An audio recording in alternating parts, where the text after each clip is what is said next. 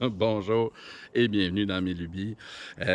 Aujourd'hui, on est le 26 décembre 2023. Je voulais filmer une petite vidéo, faire un peu une rétrospective de l'année dernière, puis vous dire ce qui s'en vient de l'année prochaine pour les lubies d'Étienne, puis vous parler un peu de où est-ce que j'en suis dans mon projet. Là, si vous suivez ma chaîne depuis le début, vous avez vu un peu mes vidéos de démarrage d'entreprise, mes réflexions, toutes mes démarches, tous mes apprentissages au niveau de la machinerie.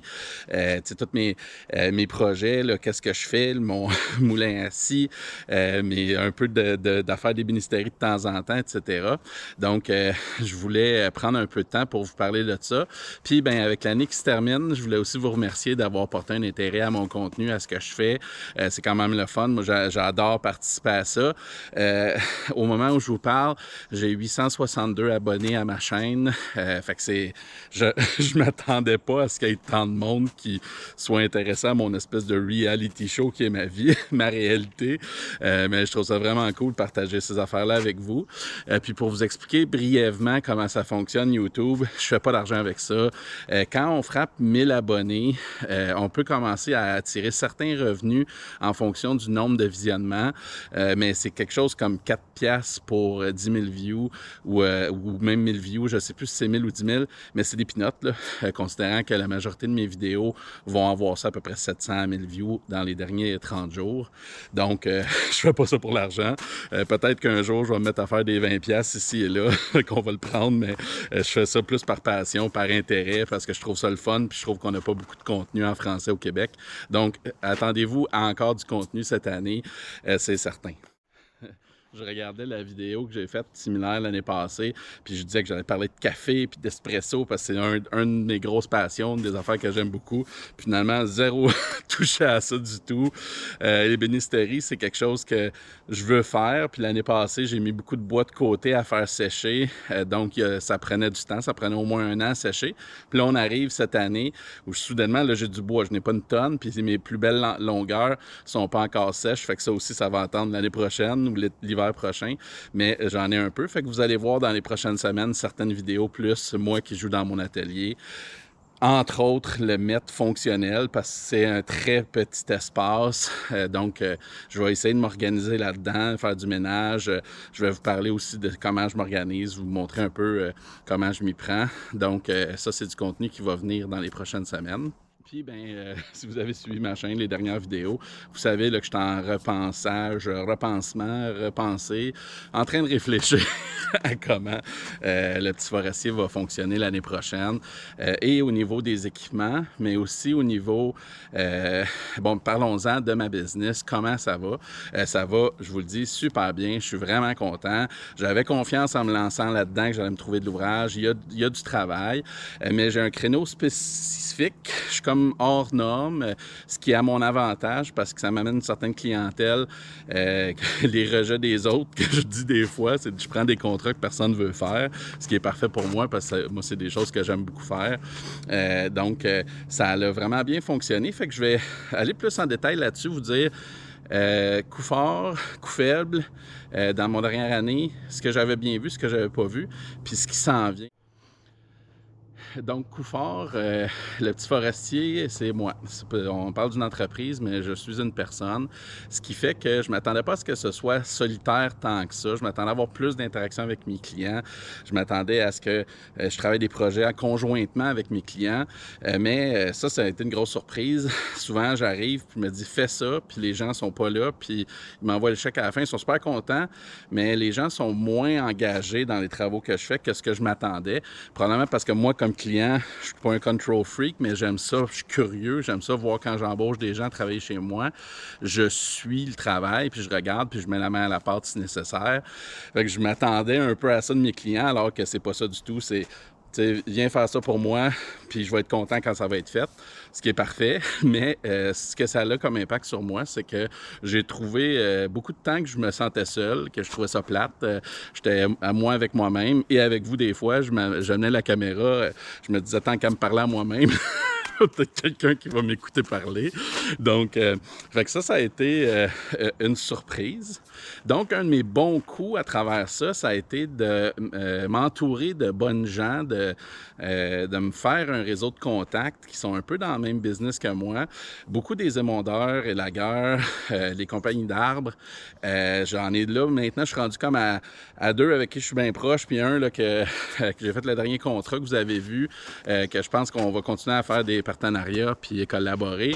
Fait que c'est super le fun. Moi, ça me fait des amis, entre guillemets, des chums, des gens que je connais. Ça fait que quand j'arrive sur des chantiers, je suis pas tout seul dans ma machine, puis that's it. Plus d'interaction, plus le sentiment de travail d'équipe. Fait que ça a été un bon coup là, pour moi, pour pallier ma solitude. Puis d'un point de vue business, ça m'amène pas mal d'eau au moulin aussi.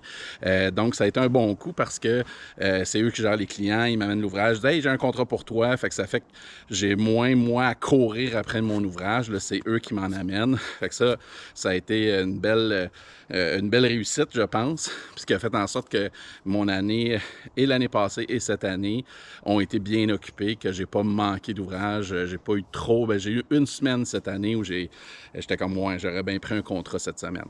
Fait que somme toute, pour 8-9 mois, c'est pas pire. Au niveau du petit forestier, le mauvais coup, puis c'est ça qui m'amène à faire des gros changements au niveau de mes équipements, c'est j'ai pris beaucoup, ça m'a pris un temps énorme de logistique, de déplacement de machines.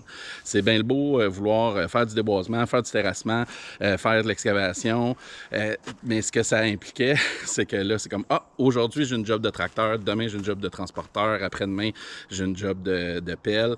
Fait que ce que ça me demandait, c'était le soir, ben c'est changer l'équipement sur la remorque, puis c'était énormément cette année, ça a été épuisant, ma logistique de machine, surtout que c'était beaucoup des plus petits contrats, souvent, c'était pas des contrats d'une semaine ou 4-5 jours, que là, t'amenais une machine, t'allais ça sur le chantier. Fait que ça a été un gros élément déclencheur qui a fait en sorte que j'ai fait « Ouais, ça marche pas trop, là, ce système-là, pour les contrats que j'ai présentement, pour l'ampleur de travaux que je fais. » Puis, bien, étant donné que je veux rester dans les petits travaux, dans la machinerie compacte, je suis pas une compagnie d'excavation, je suis pas une grosse compagnie forestière, je suis le petit forestier, petite mini-excavation, ben ça risque d'être des jobs d'une journée, 2 jours, 3 jours max. Fait que ça a fait comme moi. Il faut que je repense un peu mon offre de service puis les équipements avec lesquels je réalise mes travaux. Autre de mes moins bons coups, ben là, j'ai comme réglé ça plus vers la fin de la saison, là, fin de l'été, automne. Là, j'ai un peu repensé ma façon de soumissionner, ma façon de gérer mes clients, mes contrats, mon offre de prix. Parce que je me suis ramassé dans 2-3 situations où j'avais un peu sous-estimé le travail. Donc, les marges de profit, j'ai quand même bien gagné ma vie, j'arrive financièrement, mais c'était pas les marges de profit espérées. Fait que ça a venu un peu comme n'importe quel apprentissage, comme n'importe quelle expérience, ça a venu faire peut-être que ça mérite un changement ou une différente approche. Fait que ça a été le mauvais coup de cette année qui m'a amené à apprendre puis à fonctionner comme je fonctionne aujourd'hui. Puis des fois, c'est juste des petites subtilités, comment on présente les choses, comment on s'entend avec nos clients. Mais ça fait que là, je suis pas mal plus à l'aise maintenant avec mon fonctionnement. Fait que ça a été un bel apprentissage pour mon année 2023. L'autre chose, au niveau de mes équipements, je me rends compte que les contrats que j'ai beaucoup, puis ceux qui sont intéressants, puis que je pense que je suis particulièrement bien outillé pour réaliser ça, c'est du nettoyage de terrain, nettoyage de chablis, débardage. Je suis pas un forestier qui va venir bûcher des terres. C'est des jobs qui demandent plus qu'une personne, honnêtement, à moins d'avoir vraiment pas trop d'attente en termes de production de la part des clients. Mais en termes de nettoyage de terrain, je pense être particulièrement bien outillé pour faire ça. Fait que ça va bien. C'est une belle complémentarité avec l'offre de service de compagnies d'arbres qui vont typiquement préférer s'attaquer à des gros arbres dangereux, complexes, puis faire un contrat ou 2 contrats ou 3 contrats dans une journée, alors que moi, aller passer une semaine sur un terrain qui est ravagé par une tempête, j'adore ça, je trouve ça vraiment satisfaisant. Et au niveau du travail accompli et au niveau du fait que c'est pour monsieur, madame, tout le monde, c'est pas quelque chose qui est facile à gérer. J'ai tellement vu de mes clients qui regardaient leur bois puis qui étaient ravagés autant que leur forêt parce que ils allaient faire des marches, ils aimaient chaque arbre, ils leur donnaient quasiment des noms. Donc, ça, je l'ai vu là, dans 4-5 de mes clients. Puis c'est des histoires que j'entends beaucoup. Fait que ça pour moi, c'est très valorisant. Le transporteur forestier brille dans ces conditions-là. C'est vraiment un outil formidable.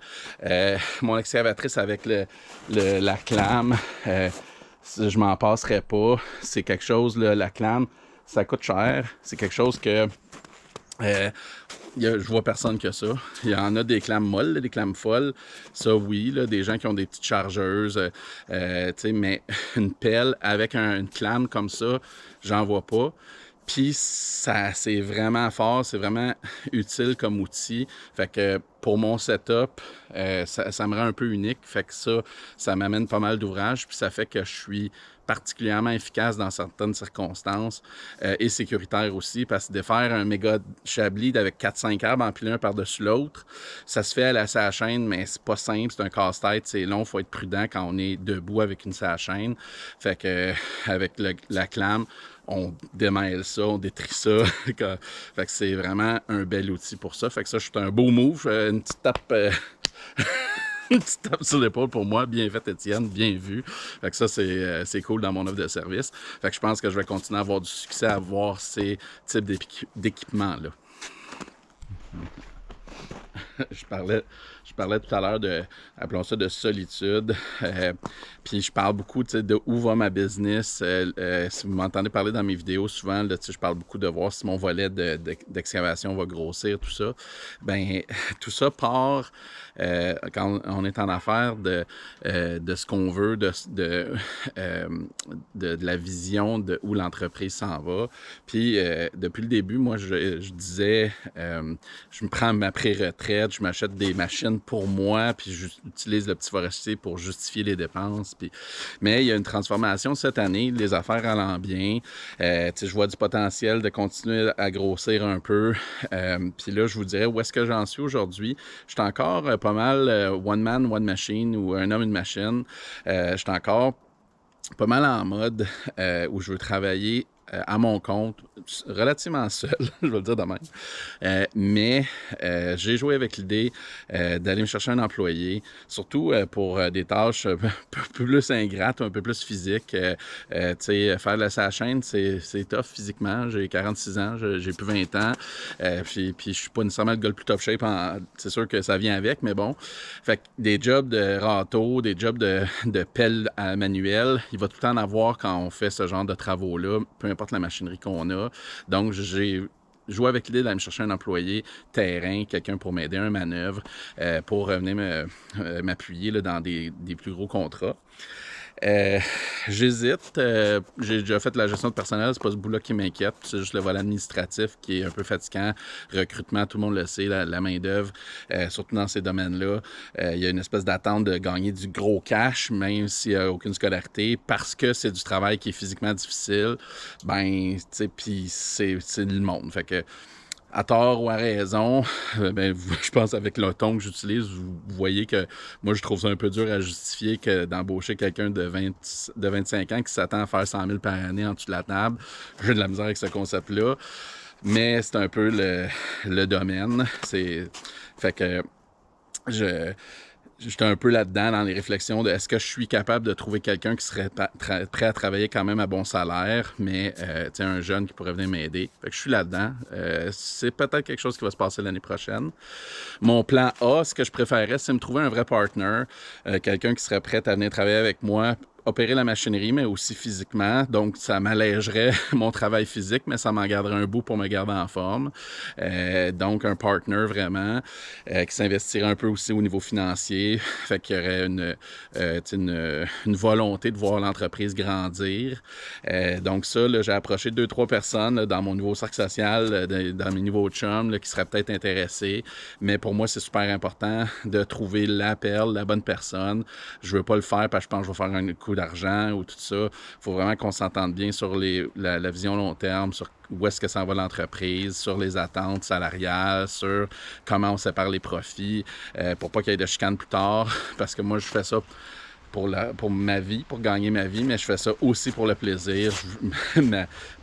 Là où j'en suis dans ma vie, dans ma carrière, je travaille dans ce que j'aime, puis c'est ça mon axe principal. Je travaille pas pour la signe de pièce.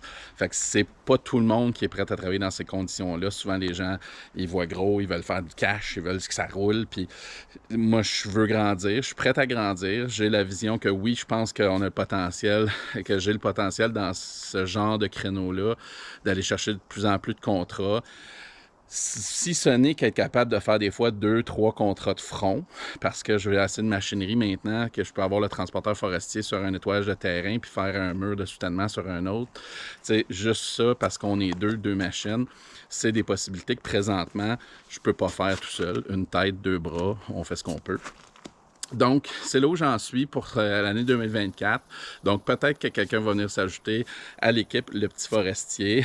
Ça, c'est définitivement quelque chose qui est dans le futur. Puis, parce que je suis qui je suis, puis j'aime ça mener tout le temps bien des projets de front, j'ai même commencé à regarder à potentiellement devenir distributeur pour certains équipements forestiers fabriqués en Europe. Donc, c'est quelque chose qui se trame en arrière-plan.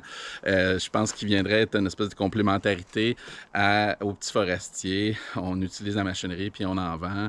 Mais bon, il y a beaucoup d'étapes avant de se rendre là. Fait que c'est quelque chose qui roule en arrière-plan. Donc, 2024, là, je pense que je continue à placer certains pions pour peut-être arriver à ça un jour. Fait que ça, c'est le topo, mais j'en dis pas plus tant que c'est pas réalisé. Mais il y a quelque chose qui se trame à ce niveau-là.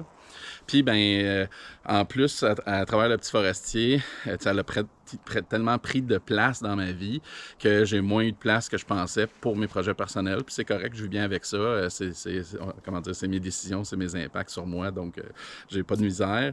Fait que ce que ça fait, c'est que j'ai ma terre toujours inexploitée, puis que j'en ai pas bénéficié ou profité d'aller passer du temps sur ma terre. Comme j'ai déjà mentionné dans d'autres vidéos, j'ai une terre à Lac-Saguet, 32 acres de beau bois, pas vierge. Donc, j'ai des travaux à faire. Il faut que je refasse mes chemins d'accès, mes trails et tout ça. J'ai beaucoup de bois que je vais aller chercher parce que ça a été aussi ravagé par le derecho l'année passée, en 2022. Donc, j'ai des immenses arbres qui sont couchés, suspendus dans les airs. Fait que j'ai comme un espoir c'est sûr que les bébites vont être pris dedans, mais qu'il y a peut-être du bois qui peut être sauvé là-dedans. Donc, j'ai beaucoup de bois à passer sur le moulin. Mon verger a pris le bord. Mon stationnement n'a pas avancé comme j'aurais voulu. J'ai plein de projets. C'est ça, quand on se réparpille, quand on s'est parti, ça a cet impact-là. Dans mon cas, je suis pas fâché parce que c'est mes choix, je l'assume très bien, mais ça reste que je veux me reconcentrer sur certains de ces projets-là puis les aboutir parce que c'est aussi satisfaisant mener un projet de A à Z puis arriver à la fin. Donc, mon 2024 va ressembler à ça. Puis bien évidemment, en 2024, je vais continuer à faire du moulin à scie. Attendez-vous à voir encore des vidéos de ça. Je suis toujours à l'affût, à la recherche de beaux morceaux de bois caractériels différents, en plus d'avoir des grosses billes d'érable que je dois mettre sur le moulin. J'ai beaucoup récupéré des 16 pieds de sapinage, épinette, que je vais convertir en poutre pour différents projets. Donc, il y a ça, évidemment, là, qui va toujours continuer parce que j'adore le faire du moulin à scie. C'est vraiment zen pour moi. C'est mon bonbon. Je viens, puis là, je le regarde, puis je m'ennuie. Que j'aime ça faire du moulin. J'en ai fait un petit peu ce matin, d'ailleurs. Donc, il va y avoir des vidéos. D'ailleurs, la prochaine vidéo qui va être publiée après celle-ci, c'est une job de grue que j'ai faite avec, que j'ai regardé Simon Arbre faire dans Westmount à Montréal. On a ramassé un gros robinier faux acacia que j'ai sur la remorque. Donc, au printemps, ça va s'en venir ici, ça va aller sur le moulin. Fait que j'ai jamais travaillé avec ce bois-là.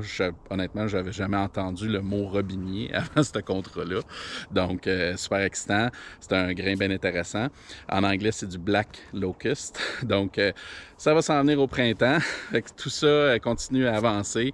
Donc, je vous souhaite à tous, je vous remercie de m'accompagner dans mes projets, dans mes lubies. Puis je vous souhaite à tous une superbe, une fantastique année 2024. Sortez des sentiers battus. C'est ma rengaine. Repensez à votre vie. C'est correct de faire des gros changements. La vie est belle. Il y a plein d'opportunités. Donc, saisissez l'occasion 2024 là, pour faire ce qui vous rend heureux.